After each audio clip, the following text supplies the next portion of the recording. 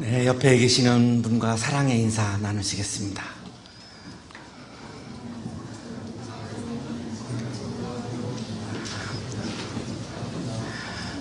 우리 모두가 인사하시는 거 보니까 다 사랑이 많은 분들만 오신 것 같아요.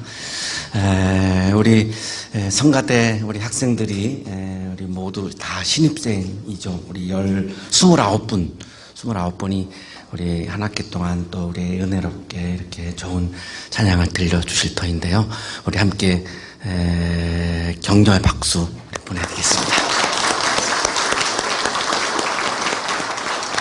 그리고 우리 관현악 우리 하시는 분들이 14분이 또 한 학기 동안 우리에게 좋은 또 연주를 들려주시고요.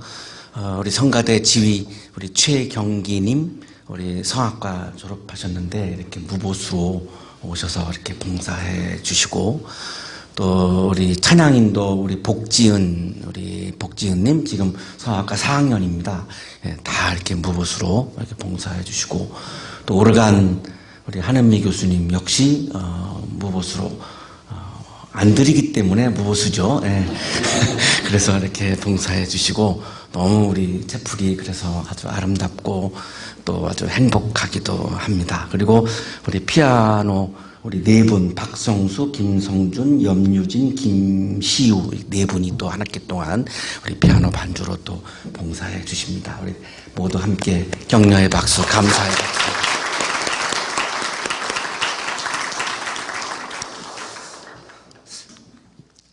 안도현 님이 너에게 묻는다라고 하는 시를 통해서 우리에게 이렇게 묻습니다. 연탄재 함부로 발로 차지 마라. 너는 누구에게 한 번이라도 뜨거운 사람이었느냐? 연탄은 사람들을 향해서 뜨거운 마음을 가지고 뜨거움을 주고 있는데, 과연 나는 무엇을 향해서 뜨거운 마음을 품고 살고 있는가라고 하는 것을 질문을 하고 있습니다. 한 학기 동안 나는 무엇을 향해서 뜨거운 마음을 품고 살 것인가? 우리 신입생들은 4년 동안 내가 무엇을 향해서 뜨거운 마음을 가지고 살 것인가? 이것에 따라서 내 인생이 바뀌고 또 열매도 달라지고요. 또 한 학기의 결과도 달라질 것입니다. 연애를 향해서 내가 뜨겁게 살겠다. 공부를 향해서 내가 뜨겁게 살겠다. 봉사를 향해서 내가 뜨겁게 살겠다. 등등등 여러분 마음속에 그런 것들이 있을 터인데요. 이 시간 오늘 우리들의 질문은 나는 내 마음속에 솟구쳐 오르는 그 뜨거운 마음이 무엇을 향하고 있는가? 이 질문입니다. 우리 여기 신입생들은 제가 좀 마음을 간파해 볼까요? 그동안 인생의 목표가 한양대 음대 들어오는 거였어요. 그래서 여기는 지금 두 번째, 세 번째 시도해서 오신 분들도 있고, 다른 학교 갔다가 다시 온 분들도 있고, 굉장히 다양할 거예요. 목표를 이루었죠. 수백 대 1의 경쟁률을 뚫고, 이렇게 이제 목표를 이루었으니까, 그러면 이제 지금 마음을 놓는 거죠. 목표가 이루었으니까. 그래서 뜨거운 마음이 없는 거예요. 목표를 이루었으니까. 그래서 그냥 어영부영 한 학기가 그냥 허송세월해서 갑니다. 분명히 그럴 분들이 많을 것 같아요. 목표를 이뤘으니까요. 그러나 고등학교는 여러분이 좋은 시민을 위해서 여러분 교육을 받으신 거고, 이제 여기서는 이제 전공을 배우시죠. 여러분 입학식 때 우리 교전 실세봉 배우셨잖아요. 거기 두 번째가 전문가인데, 이 전공을 어떤 공부를 하느냐에 따라서 내 직업이 결정되고 내 인생이 결정돼요. 고등학교 공부하고는 이제 비교도 되지 않을 정도로 중요한데, 여기서 여러분이 지금 마음을 놓아버리시면 정작 가장 중요한 지점에 와서 여러분이 마음을 놓게 되거든요. 지금이 가장 중요한 시기고 여러분이 가장 뜨거운 마음을 품어야 되는 시점이에요. 그래서 지금 방학 동안에 마음 내려놓으신 거로 충분하니까 이제 다시 끓어오르는 불타오르는 마음을 품으셔야 되는데, 나는 무엇을 향해서 뜨거운 마음을 품을 것이냐? 이 질문이 우리들에게 상당히 지금 중요한 시점이라고 생각이 되어집니다. 여러분, 우리 모두가 다 마찬가지죠. 아리스토텔레스는 지도자의 종목 중에서 가장 중요한 것을 수사학이라고 꼽았습니다. 왜냐하면 리더는 많은 사람들을 설득시켜서 따라오게 해야 되죠. 이거를 이제 수사학이라고 부르는 건데요. 이 수사학은 설득하는 기술이라고 그렇게 부릅니다. 수사학은 엄밀한 의미에서 설득과 관계가 있으며 설득은 증명의 일종이다. 확실하게 증명을 해봐야 사람들이 공감을 하고 그 리더를 따라오기 때문에 이 수사학은 리더에게 아주 가장 중요한 덕목이라고 볼 수 있습니다. 이 아리스토텔레스는 설득의 수단에서 세 가지 중요한 점을 꼽습니다. 하나는 설득하는 내용인데 이게 로고스입니다. 그리고 두 번째는 파토스인데 그 이야기를 들은 사람의 그 가슴에 막 그 솟구쳐 오르는 그런 감성적인 거죠. 이거를 건드리지 못하면 설득이 안 된다는 거죠. 그리고 세 번째가 이 전달하는 사람의 윤리, 성격입니다. 정치인들이 하는 말이 논리가 없어요. 상식적이지 않아요. 막말이에요. 그러니까 로고스가 이게 망가지면 우리가 그분 지지율이 확 떨어집니다. 설득이 안 되는 거죠. 여기 여러분 이제 음악 하시는 분들은 연주를 하는데 이 청중들의 가슴을 파고 들어가지 못하면 머리로 연주하는 게 아니거든요. 이 연주는 우리가 가슴으로 우리가 이게 막 울려와야 이게 이제 눈물도 나오고 막 공감을 하고 그래서 훌륭한 인기 있는 연주인이 되는 거잖아요. 이게 이제 파토스입니다.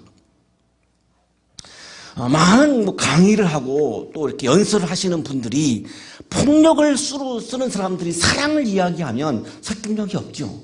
이게 바로 에토스입니다. 그 사람이 갖고 있는 성격, 윤리, 삶의 모습이 따라서 설득력이 있기도 하고 없기도 한다라고 하는 거죠. 그래서 이 세 가지를 꼽는데 오늘 여러분과 좀 깊이 나누려고 하는 이 세 가지 중에 하나가 다 시간 때문에 나눌 수는 없기 때문에 파토스입니다. 이 파토스가 열정이라고 하는 건데 내가 무엇을 향해서 뜨거운 마음을 품고 한 학기 동안 내가 열정적으로 살 거냐 이 문제입니다. 인용을 하겠습니다. 말로 제시하는 증거에는 세 가지가 있다. 첫 번째 것은 말하는 사람의 성격에 달려있고 아리스토텔레스는 에토스를 가장 먼저 꼽아요. 가장 중요하다는 거죠. 에토스가. 말하는 사람의 윤리, 성격, 삶의 모습이 가장 중요하다는 거죠. 설득력을 얻으려면. 두 번째 것은 청중이 어떤 심적 상태에 있게 하느냐에 달려있으며 얼마나 감성과 이 가슴과 마음을 움직일 수 있는가. 파토스죠. 세 번째 것은 말이 증명하거나 증명하는 것처럼 보이는 말 그 자체에 달려있다. 그 말이 얼마나 상식적이고 논리적이냐라고 하는 로고스를 말하고 있습니다. 이 책을 옮긴 분이 천벽이 교수님인데 이분이 서문에서 이렇게 재차 풀고 있습니다. 청중 또는 재판관에게서 유리한 판결을 이끌어내기 위해서는 말하는 사람이 우선 자기는 어떤 성격의 소유자이고 에토스죠. 어떤 성격의 소유자이고 의도하는 바가 무엇인지 밝히고 나서 청중 또는 재판관의 환심을 사기 위해 이들의 감정, 파토스에 호소하면서 자신의 주장이 옳다는 것을 논리적으로 로고스 설명해야 한다. 이 세 가지에 따라서 좋은 지도자가 될 수도 있고 실패하는 지도자가 될 수 있다라고 아주 오래전에 정말 고전과 같은 겁니다. 이 수사학을 이렇게 강조를 했는데 우리 신입생들과 함께 또 새 학기를 시작하는 우리 모두와 함께 오늘 생각해 보려고 하는 게 이 파토스입니다. 열정이죠. 로고스는 이제 이성이고 파토스는 이제 열정이고 에토스는 내가 마음으로 신뢰하고 믿는 거 이건데 가슴, 열정, 파토스입니다. 신앙인들은 하나님을 만나는 게 가장 중요한 과제죠. 어떤 분들은 교회에 가서 예배 시간에 하나님을 만나는 분도 있고 만나지 못하는 분도 있죠. 교회를 만나는 분이 있고 예수님을 만나는 분이 있어요. 이건 다른 차원이에요. 교회를 만난다는 거와 예수님을 만난다는 거는 완전 다른 차원입니다. 교회만 만나고 오는 분이 있고 예배 자리에서 예수님을 만나는 분들이 있고 다르죠. 왜 다를까 해요. 이 왜 차이가 날까? 똑같이 예배 자리에 왔는데. 하나님을 만나고 예수님을 만나는 건 아리스토텔레스의 논리에 의하면 에토스가 더 먼저예요. 내가 마음으로 하나님을 신뢰하는 믿음이 있어야 파토스, 내 가슴이 열리고 내 가슴이 열려야 머리로 하나님을 알게 된다는 겁니다. 자, 그런데 우리 지식인들은 내가 머리로 하나님을 알아야 가슴이 열리고 마음이 열린다고 생각을 해요. 알트레스는 그렇게 말하지 않아요. 이 거꾸로 얘기합니다. 내 마음이 열려서 하나님을 내가 신뢰하고 믿어야만 마지막에 머리로 가서 하나님을 알 수 있다 이렇게 말하거든요. 자, 그런데 우리가 왜 어떤 분들은 하나님을 만나고 어떤 분은 하나님을 만나지 못할까예요. 그래서 오늘 성서 본문은 예수님이 바로 옆에 계셨는데도 불구하고 예수님을 만나지 못했던 두 제자의 이야기입니다. 마침 그날에 예수님이 부활하신 날입니다. 그들 가운데 두 사람, 예수님 제자 중에 두 제자가 예루살렘에서 한 30리 떨어져 있는 엠마오라는 마을로 가고 있었다.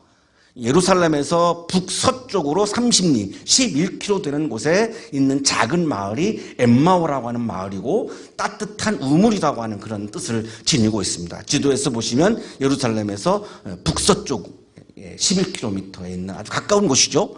예수님이 부활하신 날 이 두 제자가 자기 집이 이제 엠마오에 있으니까 엠마오로 지금 가고 있는 그런 상황이에요.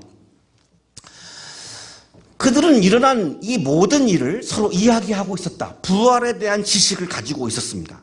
부활에 대한 정보를 가지고 있었습니다. 로고스죠. 지식을 가지고 있었어요. 우리도 다 부활에 대한 지식을 가지고 있죠. 왜냐하면 성서를 보면 부활에 대한 기사가 다 나오기 때문에 우리가 부활에 대해서 다 알죠. 그러나 부활하신 주님을 만난 사람은 부활을 안다는 것과 다른 차원이죠. 이 두 제자도 부활에 대해서 확실히 알고 있습니다. 예수님 제자니까요. 그래서 그것에 대해서 이야기하고 있는 거죠. 로고스죠. 그들이 이야기하며 토론하고 있는데 예수께서 가까이 가서 그들과 함께 걸으셨다. 그런데 부활하신 예수님이 나타나셔서 두 제자와 동행을 하셨어요. 바로 옆에 계시는 거죠. 그러나 그들은 눈이 가려져서 예수를 알아보지 못했다. 예수님을 만나지 못합니다. 이유가 뭐죠? 눈이 가려졌다는 거예요. 옆에 계시는데 눈이 가려지니까 예수님을 보지 못했고 만나지 못한 거죠. 자, 오늘날에도 우리도 이럴 수 있는 거죠. 예수님이 옆에 와 계시지만 예수님을 만나지 못할 수 있습니다. 왜? 눈이 가려져서. 왜 눈이 가려졌을까요? 이게 이제 중요한 포인트죠. 왜 눈이 가려졌을까? 눈이 가려졌다라고 하는 단어는 여기 지금 헬라어 성경에 에크라툰토인데 수동태로 되어 있습니다.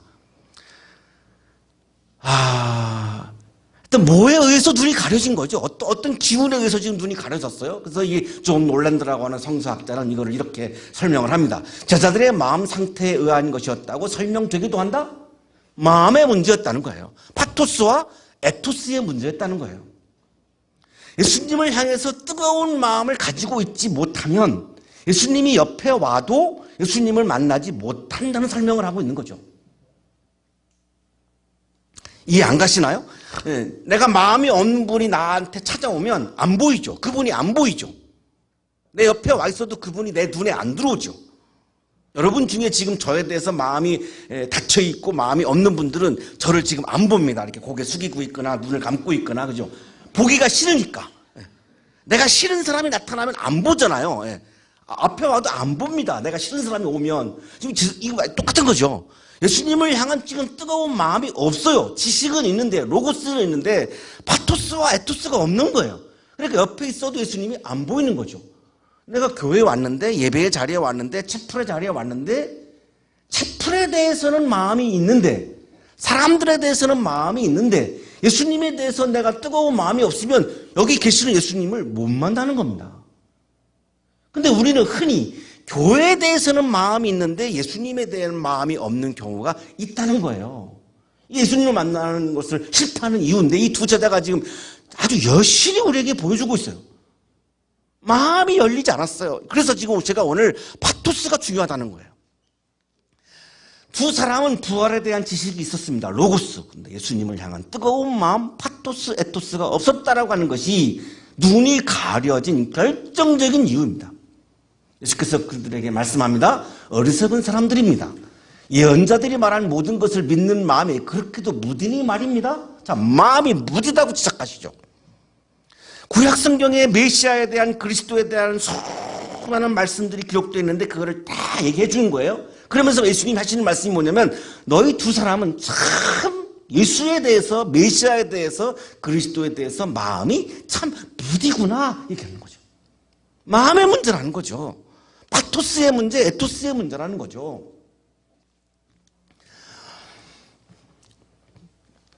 그리고 예수께서 모세와 모든 예언자에서부터 시작하여 성경 전체에서 자기에 관한 메시아에 대한 그리스도에 대한 예수님에 관한 그 기록되어 있는 성경 말씀을 그들에게 막 설명해 주셨어요. 자, 그랬더니 이 두 제자가 이제 자기 집에 도착을 했어요. 마을에 엠마오에 도착했어요. 그러니까 예수님이 계속 가는 척을 하세요. 붙잡기를 원하신 것 같아요. 예수님도 이런 면이 있으시네요. 그냥 내가 니네 집에 갈게 이렇게 안 하시고 그냥 더 가는 척을 하시는 거예요. 그러니까 이 두 제자가 계속 대화를 나누고 싶어요. 그러니까 저녁 때가 되고 날이 저물었으니까 우리 집에 가서 묵으시죠. 이렇게 제안을 한 거죠. 그러니까 예수님이 그냥 못 이기는 척 하시고 이제 들어간 거죠. 그리고 이제 빵을 나누고 이제 이렇게 포도주를 나누고 이게 이제 오늘날에 이제 성만찬이 된 건데요. 이렇게 축복을 해주셨어요. 자, 31절 결정적인 말씀이죠. 그제서야 그들의 눈이 열려서 예수를 알아보았다. 그때 파토스가 열리고 에토스가 열려서 예수님을 향한 뜨거운 마음이 열려서 예수님을 보게 되었다. 이거죠. 뜨거운 마음이 없으면 안 보인다. 볼 수 없다는 거죠. 오늘 여러분과 강조하고 싶은 게 두 가지인데요. 여기 크리스찬들은 크리스찬의 가장 중요한 건 내가 예수님을 만나는 거예요. 예수님을 만나면 그 예수님을 만나는 자체가 나가 행복한 거고 기쁜 거죠. 그게 구원의 기쁨이죠. 예수님이 나에게 뭘 주시느냐 안 주시느냐가 중요한 것이 아니라 예수님과 함께 있고 예수님을 만나는 그 자체가 내가 행복한 거죠. 연애하면 애인이 나한테 아무것도 안 해줘도 그냥 애인과 함께 있는 게 기쁜 거죠. 똑같아요. 신앙도 똑같습니다. 뭘 바라는 게 아니라 그냥 예수님을 만나서 예수님과 함께 있는 게 우리들에게 가장 행복한 건데 예수님을 향해서 뜨거운 마음이 없으면 예수님 만날 수 없다는 거예요. 어떻게 내가 한 학기 동안 정말 예수님을 향해서 내가 뜨거운 마음을 가질 수 있을까? 우리 여기 이제 크리스찬이 아닌 분들도 한 열 몇 분 계십니다. 자, 이분들에게 제가 권하고 싶은 것은 여러분의 비전을 향해서 뜨거운 마음을 가지셔야 그 비전이 현실로 보이지, 그 비전에 대해서 뜨거운 마음을 갖지 않으시면 그 비전은 그냥 보이지 않는 그냥 신기루로 끝나버립니다. 그냥 내 마음속에 그냥 품었던 그냥 꿈일 뿐이지 그게 현실로 보이지를 않아요. 예수님이 안 보였던 것처럼 여러분이 그 비전이 현실로 보여질 수가 없습니다. 뜨거운 마음을 품지 않으시면. 이거를 지금 우리들에게 이 지사들이 지금 보여주고 있죠. 열렸다라고 하는 이 지금 단어는 헬라어 성서의 디에노이 크데산, 여기도 수동태예요. 본인이 연 게 아니라 하나님에 의해서 열려진 거예요. 수동태예요. 그래서 그 파토스가 열리고 에토스가 열리니까 못 보던 예수님이 보였어요. 자, 마지막 결정적인 말씀이 지금 오늘 마지막 본문입니다. 그 실체가 뭐냐? 눈이 열려진 실체가 뭐냐? 그들은 서로 말하였다. 길에서 그분이 우리에게 말씀하시고 성경을 풀이하여 주실 때에 우리의 마음이 우리 속에서 뜨거워지지 않았습니까?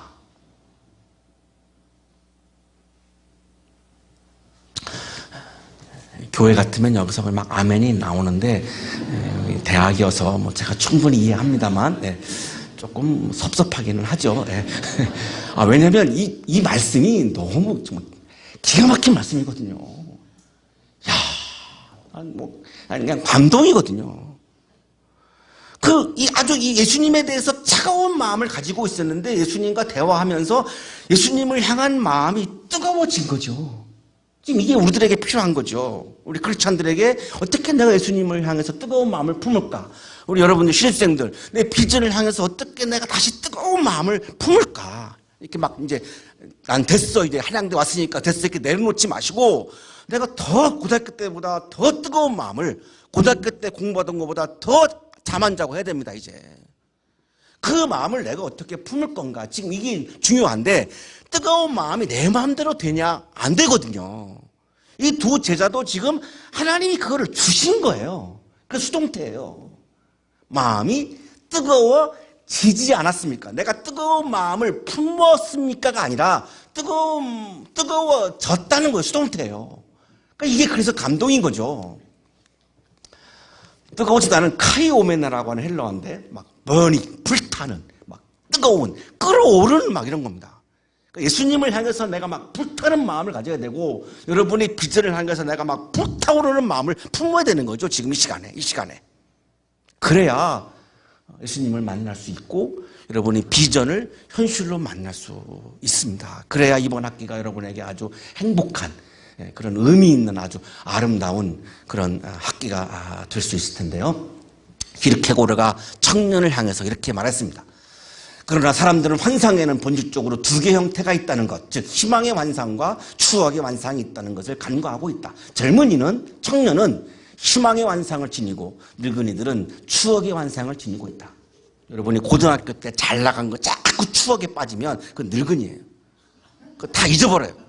고등학교 때 여러분 얼마나 잘 나갔겠어요. 그거 다 잊어버리시고 청년은 뭐냐면 희망의 환상이 뭐예요? 비전이에요. 희망의 비전을 품는 게 청년이지라고 키르케고르가 강조했거든요. 이걸 놓치면 죽음에 이르는 병, 절망에 빠진다 이렇게 얘기하는 거예요. 그래서 내가 오늘 어떤 비전에 대해서 뜨거운 마음을 품을 것인가, 그거를 품는 사람들, 그것이 바로 뜨거운 사람이고, 안도현 님이 우리에게 질문했던, 너는 한 번이라도 뜨거운 사람이었느냐?